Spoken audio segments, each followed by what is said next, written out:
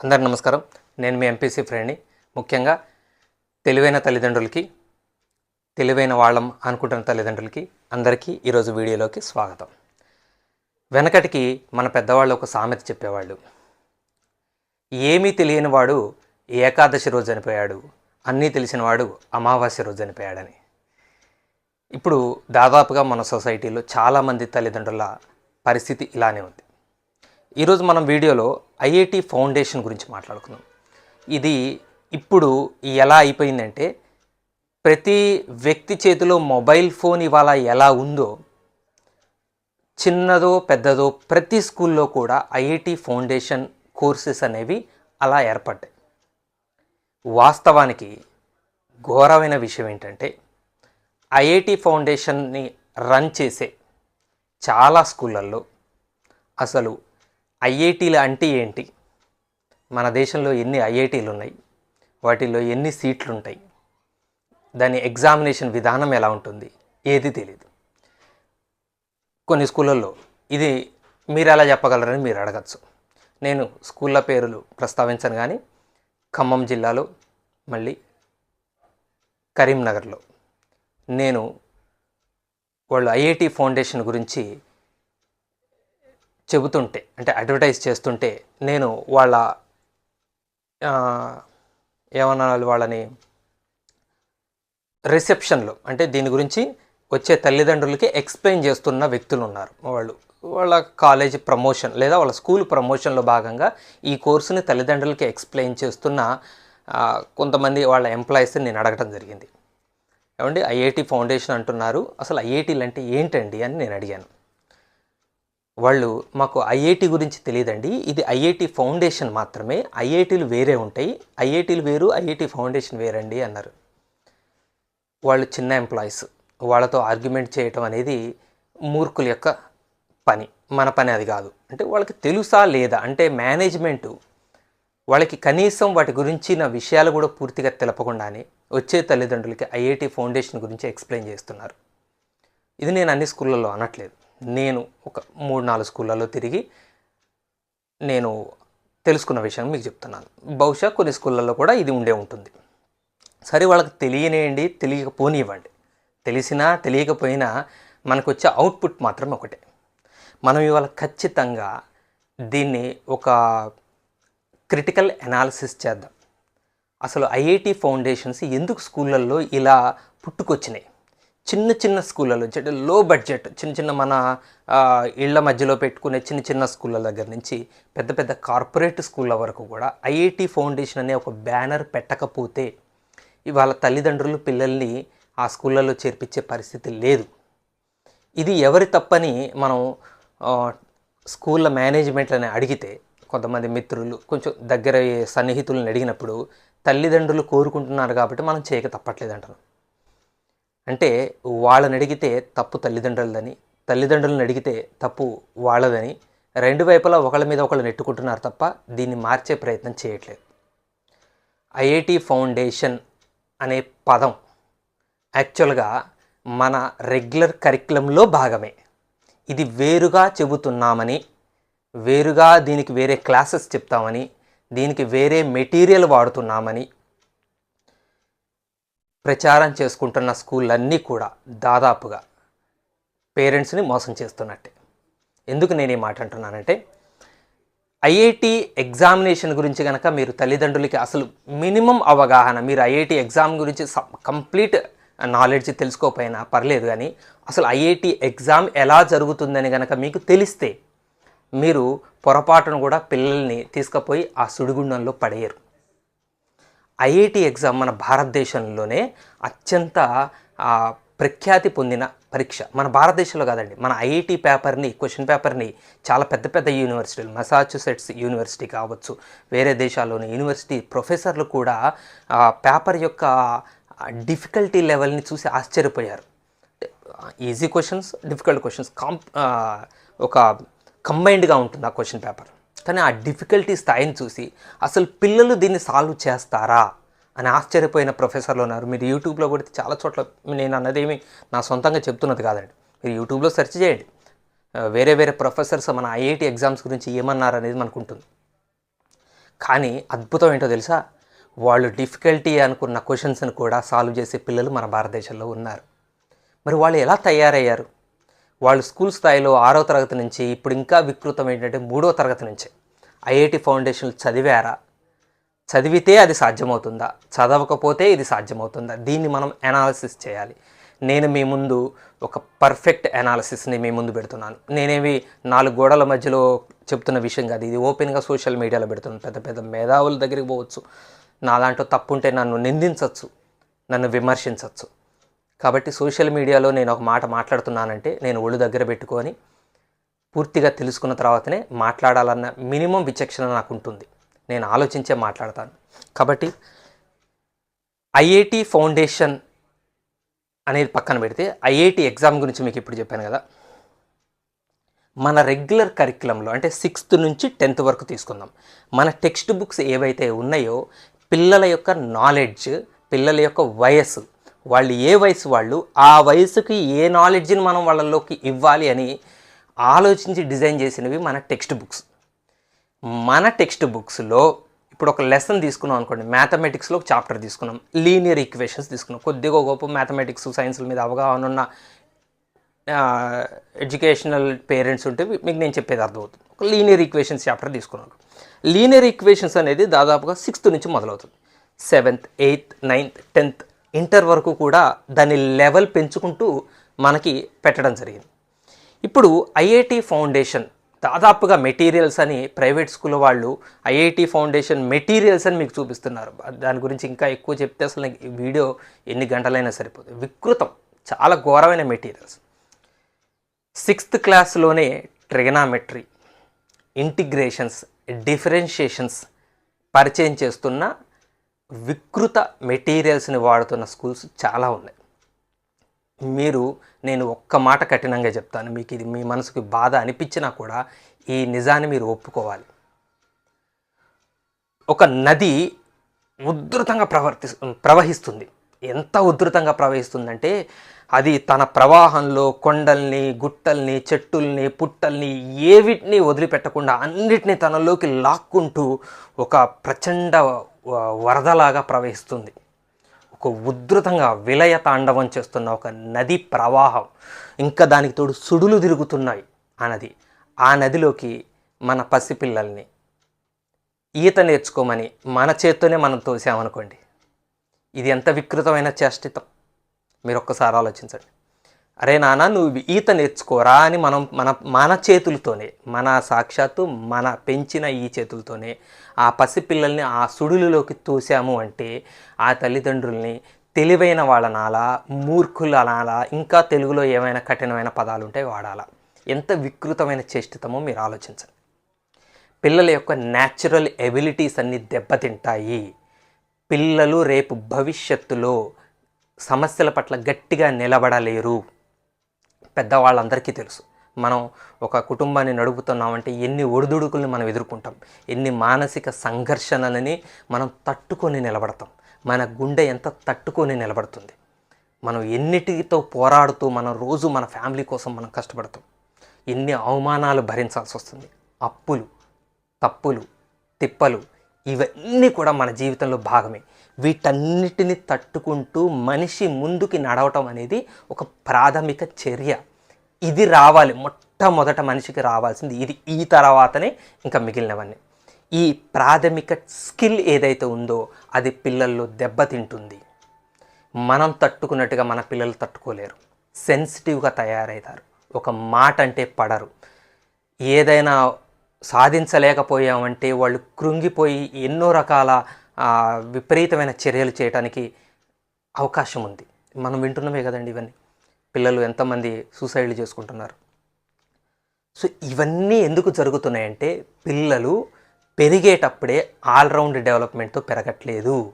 వాళ్ళ పుస్తకాలతో పాటు ఆటలతో కలిపి చదువుని నేర్పలేని ఎడ్యుకేషనల్ సిస్టమ్ ఇవాళ మన దేశంలో వేళ్ళు అనుకొని ఉంది. అసలు ఎంత లోపలికి పోయిందంటే ఇవాళ మనం ఒకళ్ళం ఇద్దరం కలిసి ఆ సిస్టాన్ని మనం ఇప్పుడు పెకిలించే పరిస్థితి లేదు. బిగదీసుకుపోయింది మన సమాజంలో. తల్లిదండ్రులే చాలామంది ఒప్పుకోవట్లేదు దీన్ని. మూర్ఖులైన తల్లిదండ్రులు ఒకళ్ళిద్దరు నాతో ఒక మాట అన్నారండి. ఏమన్నారంటే, ఒక పాప నా దగ్గరికి స్టూడెంట్ ట్యూషన్కి రావటం జరిగింది. తల్లిదండ్రులు అంటే నేను క్లాసులు చెప్పిన తర్వాత, సార్ పాప మీకు అర్థమైంది కదండి, ఇప్పుడు పాపని ఒక స్కూల్లో ఐఐటి ఫౌండేషన్లో చేర్పిద్దాం అనుకుంటున్నాను, మీ సలహా ఏంటి అని అడిగారు. సలహా మాత్రమే అడిగారు, వాళ్ళ నిర్ణయం వాళ్ళే తీసుకుంటారు చివరికి. అంటే నేను ఒక వారం రోజులు క్లాసులు చెప్పిన అనుభవంతో పాప బేసిక్స్లో కూడా ఇబ్బంది పడుతుందండి, మీరు ఐఐటి ఫౌండేషన్లో చేర్పిస్తే పాప అసలు చదువుకు కూడా దూరం అయిపోతుంది. ఇప్పుడు కనీసం యాక్టివ్గా ఉంది, నేర్చుకోవాలన్న తపనుంది, తనకి బేసిక్స్ రాకపోయినా నేను నేర్పితే నేర్చుకునే ఒక స్థితిలో ఇప్పుడు ఉంది. అంటే అది సేఫ్ మోడ్ అండి. పిల్లలకి రాకపోయినా పర్లేదు, నేర్చుకోవడానికి సిద్ధంగా ఉండటం అనేది కూడా ఒక గొప్ప అదృష్టం పిల్లల్లో. అది ఉండటం చాలామంది పిల్లలకి అవసరం. అది ఉన్న పిల్లలు ఇవాళ వెనకబడిన రేపు గొప్ప స్థాయికి వెళ్తారు. మీ పాప ఆ స్థితిలో ఉందండి, మీరు ఐఐటి ఫౌండేషన్ అని తీసుకుపోయి ఇప్పుడు ఆ ప్రవాహంలో తోసారంటే వాళ్ళ మెటీరియల్ 2 వాల్యూమ్స్ అండి. నేను షాక్ తిన్నా నేను అందులో ఉన్న కంటెంట్ చూసి. మార్నింగ్ 6 to ఈవినింగ్ 6 వరకు స్కూలు, ఐఐటి ఫౌండేషన్ క్లాసులు కాబట్టి. గేమ్స్ లేవా అండి అని అడిగితే స్కూల్ వాళ్ళు ఏం సమాధానం చెప్పారు తెలుసా అండి? ఒక స్కూల్ వాళ్ళు, చాలా పేరున్న స్కూల్, నేనేం చిన్న చిన్న స్కూల్ గురించి మాట్లాడాను, ఇప్పుడు సొసైటీలో ఆ స్కూల్లో చదివించడం ఒక స్టేటస్గా, ఒక హోదాగా భావించబడుతున్న స్కూళ్ళ గురించి నేను చెప్తున్నాను. గేమ్స్ పీరియడ్స్ ఏవండి అంటే, మీ పిల్లవాడు చదివేది ఏమన్నా మామూలు సెక్షన్ అనండి, అది ఐఐటి సెక్షన్. ఇది నార్మల్ పిల్లగాళ్ళు మామూలుగా చదువులో వెనకబడిన పిల్లగాళ్ళ కంటే గేమ్స్ పీరియడ్ ఉంటాయి. కానీ మీ వాడు అసలు ఐఐటి సిలబస్ కంప్లీట్ చేయడానికి టైం సరిపోదండి. ఈవినింగ్ 6 తర్వాత కూడా వాళ్ళకి నైట్ 10 వరకు వర్క్ ఉంటుంది, గేమ్స్ ఆడే టైం ఎక్కడుందండి అని అన్నారు. ఇంకా ఘోరమైన విషయం చెప్పనా ఇందులో, అది విన్న తల్లిదండ్రులు, నిజమే, అవును, మావాడు ఆడుకోవటానికి టైం ఇస్తే ఈ ఫ్లో పోతుంది కాబట్టి వాళ్ళనే, అవునండి నేను ఈ కొంచెం ఆలోచించలేకపోయానండి అని తల్లిదండ్రులు వాళ్ళతో తిరిగి సమాధానం చెప్పారండి నా కళ్ళ ముందే. నేను పేరెంట్ నన్ను తీసకపోతే పక్కన కూర్చొని జస్ట్ సాక్ష్యంగా కూర్చున్నాను. నేనేమి అసంబద్ధమైన ప్రలాపనలు ఎక్కడ చేయలేదు. మనది కాని ప్లేస్లో మనం ఎక్కువ మాట్లాడలేదు, విన్నాను వాళ్ళు ఏం చెప్తారు. తండ్రి తిరిగి ఆ మాట అనేసరికి నాకు లోపల ఆ రోజు చాలా పెద్ద ఆలోచనలు సుడులు తిరిగినాయి. అంటే తల్లిదండ్రులు కన్విన్స్ అయ్యారు వాళ్ళన్న మాటలకి. అరే, పిల్లగాడికి ఆటలు లేకపోతే మానసిక పరిస్థితి ఎలా డెవలప్ అవుతుంది అని అడగాల్సింది పోయి, నేను ఇది ఆలోచించలేకపోయానండి, మావాడు చదువుతున్న దానికి మనం ఈ మాత్రం హార్డ్ వర్క్ ఉండాలి అన్నారండి. నిజంగా వాళ్ళ పిల్లలు నా దగ్గరికి ట్యూషన్కి వచ్చినప్పుడు ఇందాక చెప్పాను కదా, ఆ పాప తండ్రి నన్ను సలహా అడిగితే నేను చెప్పాను, బేసిక్స్ నేర్చుకోవడానికి సిద్ధంగా ఉంది, ఈమె ఒక 3 నెలలు బేసిక్స్ మీద పట్టు సంపాదించగలిగితే మెల్లమెల్లగా సబ్జెక్టులో డెవలప్ అవుతుందని నేను చెప్తే, ఆయన నా సలహా విని సరేనండి బాగా చెప్పారని నాతో మర్యాదపూర్వకంగా మాట్లాడి ఒక 2 రోజుల తర్వాత, సార్ మా పాపని ఐఐటి ఫౌండేషన్ సెక్షన్లో వేశానండి అన్నాడు. అదేంటి సార్, నేను చెప్పింది అది కాదు కదా అన్నాను. మీరు చెప్పిన తర్వాత నేను స్కూల్ వాళ్ళతో కూడా ఒకసారి మాట్లాడానండి, ఎందుకంటే చదువు చెప్పేవాళ్ళు కాబట్టి వాళ్ళు ఉన్న పరిస్థితి చెప్తారన్న విషయంతో చెప్పానండి. అప్పుడు డైరెక్టర్ గారు నాతో చెప్పిన విషయం ఏంటంటే, ఏమండి ఒక సముద్రపు నీళ్లు ఉన్నాయి, మీరు ఒక చిన్న గ్లాసు తీసుకుపోతే మీకు గ్లాసుడు నీళ్ళు వస్తాయి, ఒక బిందె తీసుకుపోతే బిందెడు నీళ్ళు వస్తాయి, పెద్ద డ్రమ్ము తీసుకుపోతే డ్రమ్ముడు నీళ్ళు వస్తాయి. సముద్రం లాంటి ఎడ్యుకేషన్ మేము ఇస్తున్నాం. మీ పాపని చిన్న సెక్షన్లో చేర్పిస్తాం, ఆ చిన్న సెక్షన్లో ఉన్న నాలెడ్జ్ నేర్చుకుంటుంది. పెద్ద సెక్షన్లో చేర్పించారనుకోండి, ఐఐటి ఫౌండేషన్ చేర్పించారనుకోండి, ఐఐటి ఫౌండేషన్ సాధించకపోవచ్చు, అందులో కొంత నాలెడ్జ్ అన్నా మీకు వస్తుంది కదా. ఆమెకి ఈరోజు చెప్పిన సిలబస్లో 100% సిలబస్లో 5% వచ్చినా నయమే కదా, ఓ 10% వచ్చినా నయమేగా అన్నాడట. ఆ మాటకి కన్విన్స్ అయ్యి, నిజమే కదా, వాళ్ళు చెప్పిందంతా మనం ఒత్తిడి చేయొద్దు, మా పాపని నీకు ర్యాంకులు రాలేదని అనద్దు, కాకపోతే వాళ్ళు చెప్పిన 4 క్లాసులు ఒక క్లాస్ అన్న అర్థమవుతుంది కదా అన్న ఉద్దేశంతో ఆ సెక్షన్లో చేర్పించారు. ఇక తర్వాత ఆ పాప పరిస్థితి, ఇది జరిగి దాదాపు 7-8 సంవత్సరాలు. ఈ పాప పరిస్థితి ఏంటనేది నాకు తెలుసు, వాళ్ళకి తెలుసు. నేను ఇది సోషల్ మీడియా పరంగా నేను చెప్పదలుచుకోలేదు. కానీ మీరు అర్థం చేసుకున్నారా, స్కూల్ వాళ్ళు ఎలా ట్రైన్డ్ అయి ఉన్నారు ఐఐటి ఫౌండేషన్ ప్రచారాన్ని? దయచేసి అర్థం చేసుకోండి. ఎంత మూర్ఖపం ఆ మాట అండి అది. చదువులో అది పనికిరాదండి. చదువులో మనం అర్థం కాని ఎంతో చెబితే అందులో కొద్దిగా వింటాడు అన్నది ఒక మూర్ఖపు పని. అదే అసలు చదువులో అది పనికిరాని ఒక చేష్టితం. పిల్లగాళ్ళ స్థాయి ఏంటో తెలుసుకొని వాళ్ళకి మనం చదువు నేర్పుతూ కొంచెం కొంచెం వాళ్ళ స్థాయిని పెంచుకుంటూ పోవాలి.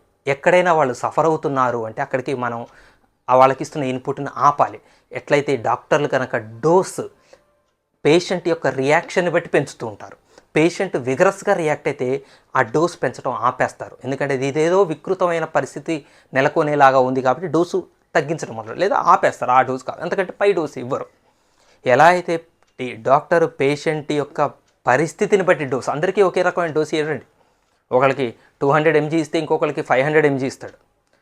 ఇద్దరికి 500 mg ఇస్తే ఏం జరుగుతుంది అనేది డాక్టర్కి తెలుసు. దురదృష్టం ఏంటంటే ఇది టీచర్లకు కూడా తెలుసండి. కాకపోతే స్కూళ్ళల్లో ఎలాంటి పరిస్థితి ఉంది అంటే టీచర్లు వ్యతిరేకంగా మాట్లాడలేని పరిస్థితి ఉంది. ఎందుకంటే వాళ్ళు ఉద్యోగులు, వాళ్ళ కుటుంబాన్ని నడపాలి అంటే, ఒక మంచి జీతం రావాలంటే ఇవాళ ఐఐటి ఫౌండేషన్ అనే సెక్షన్లో టీచ్ చేసే టీచర్లకి ఎక్కువ శాలరీలు ఆఫర్ చేస్తున్నారు స్కూళ్ళల్లో. నాన్ ఫౌండేషన్ అంటే ఐఐటి ఫౌండేషన్ కానీ సాధారణమైన క్లాసులు చెప్పే టీచర్లని చాలా తక్కువ శాలరీలు ఇచ్చి చెప్పిస్తున్నారు. ఇంకో రకం మాట్లాడితే టీచింగ్లో లెర్నింగ్ స్టేజ్లో ఉన్న టీచర్లతో ఆ క్లాసులు చెప్పిస్తున్నారు. ఇక్కడ పేరెంట్స్కి సమస్య వచ్చింది. చిన్న సెక్షన్లలో చేర్పిస్తే, సార్ మీరు అన్నదంతా కరెక్టే, ఐఐటి ఫౌండేషన్లో చేర్పించాం మేము, నార్మల్ క్లాసులను చేర్పిస్తాం కదా, మరి టీచర్లకు అంత నాలెడ్జ్ లేదు కదండి అంటారు. చూడండి, అసలు ఏ నాలెడ్జ్ లేని టీచర్లు ఉండరండి. టీచర్లు లెర్నింగ్లో ఉన్న, సీనియారిటీలో ఉన్న, మన క్లాసులో ఉన్న పాఠం చెప్పే పటిష్టత లేనిది టీచర్లని పెట్టుకోరు స్కూల్ వాళ్ళు. ఖచ్చితంగా ఇంకా వాళ్ళు ఛాలెంజ్కి పనిచేస్తారు. అందరూ టాలెంట్ టీచర్సే ఉంటారు, ప్రైవేట్ అయినా గవర్నమెంట్కైనా. మీరు నమ్మాలి, వెనకాల మీరు పర్యవేక్షిస్తుండాలి. లేదా మీరు ఒక ట్యూషన్ పెట్టించండి ఈవినింగ్, వాళ్ళని ఇంకేమైనా డౌట్స్ క్లారిఫై చేస్తే. స్కూల్లో ఉన్న టీచర్లు అంత గొప్పగా వీళ్ళకి డౌట్స్ క్లారిఫై చేయించలేకపోతే మీరు ఐఐటి ఫౌండేషన్కి లక్షలు పెట్టే బదులు టీచర్లను పెట్టించుకోండి. రోజుకు 1 గంట, వారానికి ఒక 2 రోజులు 3 రోజులు పెట్టించండి.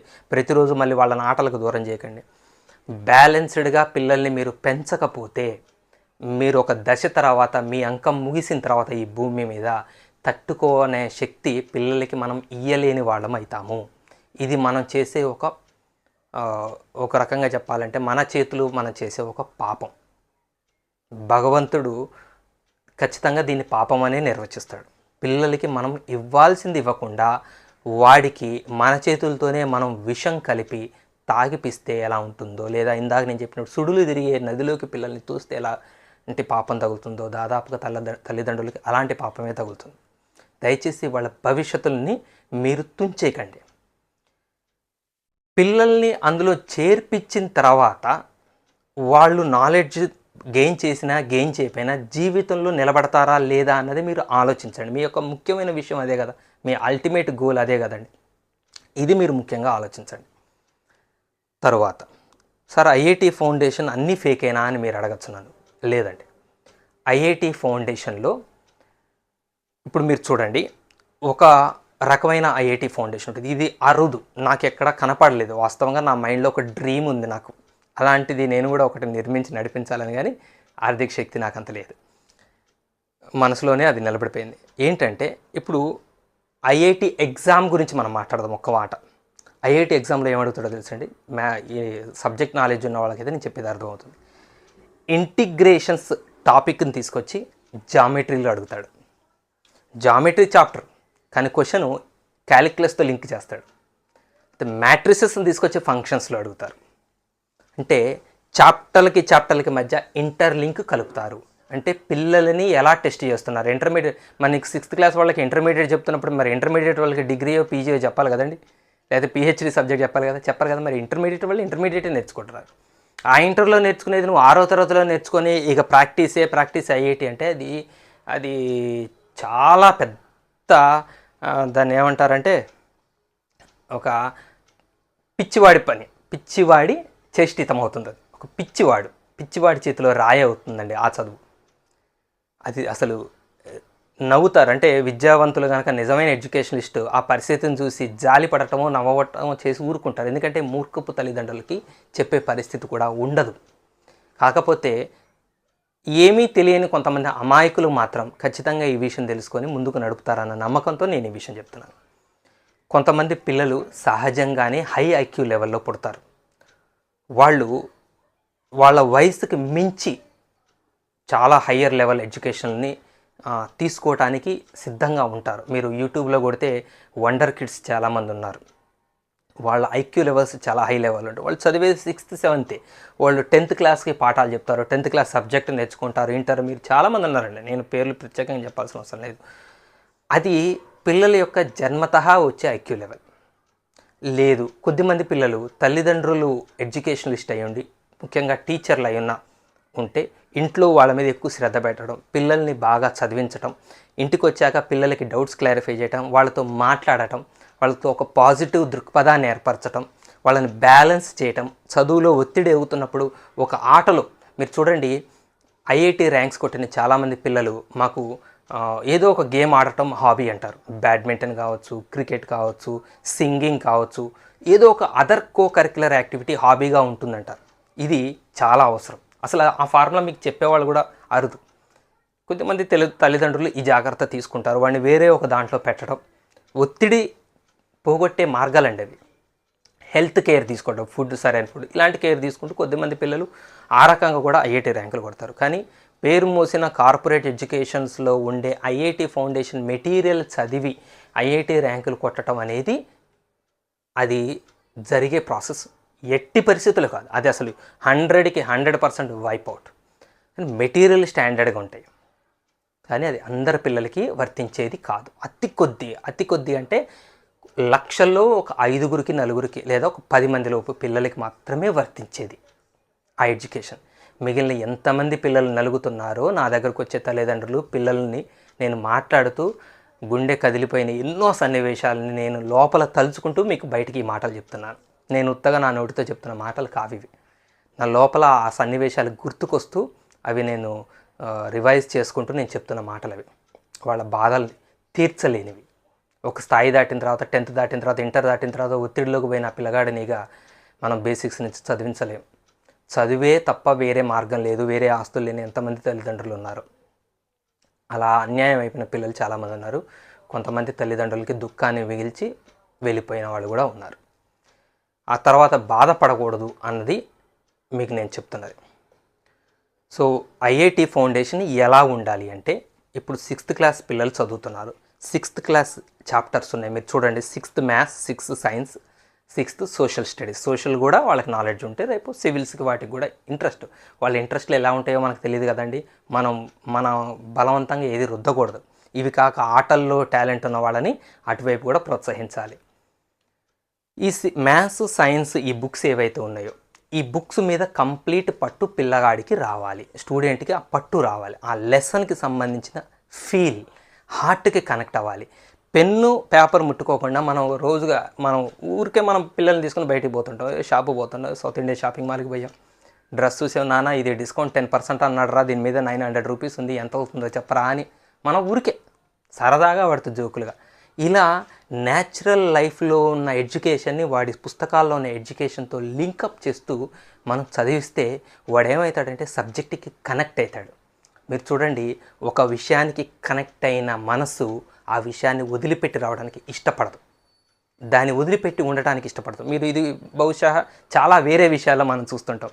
ఆడపిల్లలు, మగపిల్లలు ఇవాళ ఒకళ్ళనొకళ్ళు ఇష్టపడుతున్నారని చెప్పి అనుకుంటున్న వాటిల్లో ఇది సహజంగా జరుగుతుంటుంది. తర్వాత మొబైల్ ఫోన్ అంటే ఇష్టపడుతున్న వాళ్ళలో ఇది, వాటిని వదిలిపెట్టి ఉండలేరు. అదే అది మనసు యొక్క తత్వం అండి. దేన్ని ఇష్టపడుతుందో దాన్ని పట్టుకుంటుంది. దాన్ని పట్టుకోవటం అంటే అలా ఇలా పట్టుకోదండి. ఇక ఏదో ఒక వికృతమైన స్థితి ఏర్పడితే తప్ప ఆ బంధం తెగదు. ఏదో రకమైన విరక్తి పరిస్థితి ఏర్పడితే తప్ప ఆ బంధం తెగదు. పిల్లలకి ఆ పట్టు మనం పట్టించేటట్టు చేయాలి, అంతేకాని పిల్లల్ని మనం ఎక్కించద్దు. పిల్లగాడు దాన్ని పట్టుకుంటే పాకటం నేర్చుకుంటాడు. సబ్జెక్టు పట్టుకోవాలంటే వాడిని ఒత్తిడి చేయకూడదు. వాడికి తెలియకుండా మనం ఇంజెక్ట్ చేయాలి, ఎడ్యుకేషన్ ఎంకరేజ్ చేయాలి. అప్పుడు వాడేమవుతాడంటే ఇష్టపడతాడు. చిన్న చిన్న ఎంకరేజ్మెంట్స్ ఇవ్వాలి వాడికి, అభినందనలు, గిఫ్ట్లు, చిన్న చిన్న అప్రిషియేషన్స్, చిన్న చిన్న దండనలు అప్పుడప్పుడు హెచ్చరించాలి. ఎందుకంటే ఒకే రీతిలో వాడిని ఎంకరేజ్ చేసుకుంటూ పోతే కూడా ప్రమాదమే. అప్పుడప్పుడు వాడిలో గర్వం పెరుగుతుంటే దించుతూ ఉండాలి. సో ఇలా ఒక క్యాలిక్యులేటెడ్ డోసు తల్లిదండ్రులు అండ్ ఒక టీచర్ మాత్రమే ఇవ్వగలరు. సో ఇలా వేస్తూ వాడు అన్నిటిని తీసుకుంటున్నాడు అని మనకి గమనించినప్పుడు వాడి పరిస్థితి బాగుంది, వాడు ఎంత చెప్తే అంత ఎక్కించుకుంటున్నాడు, అనలైజ్ చేయగలుగుతున్నాడు, కొంచెం ముందు తీసుకునే ప్రయత్నం చేద్దాం. 6th క్లాస్లో ఉన్నవాడికి కొంచెం 7thలో ఒక క్వశ్చన్ తీసుకొచ్చాం. మా మ్యాథ్స్ సార్ చేసేవాళ్ళు అలా. మేము 9thలో చదువుతున్నప్పుడు మాత్రికలు అనే చాప్టర్ ఉండేది. 9thలోనే ఉండేది అప్పుడు. ఇప్పుడు 10thలో కూడా లేదు, ఇంటర్మీడియట్లో ఉంది. 9thలో మాత్రికలు, మ్యాట్రిసెస్ అని మనం ఇంగ్లీష్లో చదువుతున్నాం. మేము తెలుగు మీడియంలో చదువుకున్నాం. మాత్రికలు అనే చాప్టర్ ఉంటే 10th క్లాస్ చెప్తుంటే మేము దూరంగా కూర్చునేవాళ్ళం. మా మ్యాథ్స్ సార్ గురించి నేను క్లాస్లో వీడియో యూట్యూబ్లో కూడా చేశాను. ఆయన గారు చేయబట్టే నేను ఇవాళ ఈ స్థితిలో ఉన్నాను.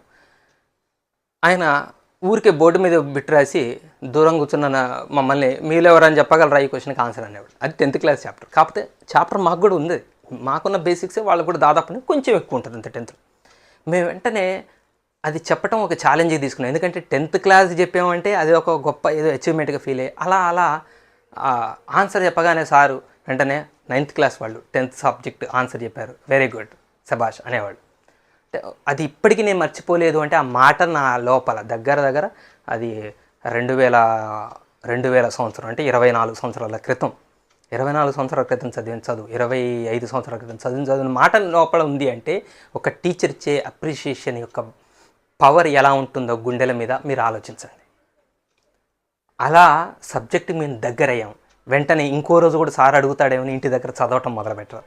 ఇలా పిల్లలు పట్టు దొరికిన తర్వాత, ఆ పట్టించిన తర్వాత పిల్లలు మీరు వద్దన్నా దాన్ని ఎమ్మడబడతారు. ఇది ఐఐటి ఫౌండేషన్కి మనం పిల్లలకి వేయాల్సిన అసలైన దారి. అలా సిక్స్త్లో బాగా అడ్వాన్స్డ్గా ఉన్నాడు అనుకోండి, 7thలో 2-3 లెక్కలు అంతే, అంతకు మించి విపరీతంగా తీసుకోండి. వాడు ఎంత తింటున్నాడు కదా అని అన్నం అంత పెట్టేయకూడదు మనం. ఎందుకంటే పిల్లగాళ్ళు ఒక ఆదమరుపులో ఎంత అయితే అంత తింటారు, తర్వాత రియాక్షన్స్ లోపల జరుగుతాయి. వాడు బాగా ఉన్నాడు అనుకోండి, వద్దు, వాడు తీసుకుంటున్నా తీసుకుపోనియద్దు, కొంతవరకే మనం కట్ చేయాలి, కొంత గ్యాప్ ఇవ్వాలి. లేకపోతే అరుణాచలం సినిమాలో రజనీకాంత్ గారి తండ్రి గారి డైలాగ్ ఒకటి ఉంటుంది, ఒకటే గదిలో వేసి సిగరెట్లు తాగి పొద్దునకు వచ్చేసరికి, తాగినంతసేపు బాగానే ఉంటుంది, సిగరెట్లు తాగే అలవాటు ఉన్నవాడికి తాగినంతసేపు బాగానే ఉంటుంది, ఆ గదిలో తాగి పొద్దునకు వచ్చేసరికి దాని గాలి చూస్తేనే ఆయనకి అసహ్యం పుట్టేసింది. ఇక ఆ తర్వాత జీవితంలో సిగరెట్ తాగలేదు నేను ఎంత అంటే గారు చెప్తారు. ఇది సైకలాజికల్గా ఒక ఫ్యాక్టరీ. అంటే పిల్లలకి తీసుకుంటున్నారు కదా అని ఎక్కువ ఇవ్వద్దు, ఒక లెవెల్ వరకు ఇచ్చేసి ఆపాలి, వాళ్ళని వేరే వైపు కాసేపు గేమ్స్ వైపు అట్లా మళ్ళీ ఈ వేలో మీరు ఎంకరేజ్ చేస్తుంటే. ఎందుకంటే ఐఐటి ఎగ్జామ్ అనేది, ఎంట్రన్స్ ఎగ్జామ్ అనేది బేసిక్స్ని పట్టుగా చేసుకొని క్వశ్చన్స్ డిజైన్ చేయడం జరుగుతుంది. బాగా గుర్తుపెట్టుకోండి, బేసిక్స్ లేనివాడు ఐఐటి ఎంట్రన్స్ ఎగ్జామ్లో ఏమీ చేయలేడు.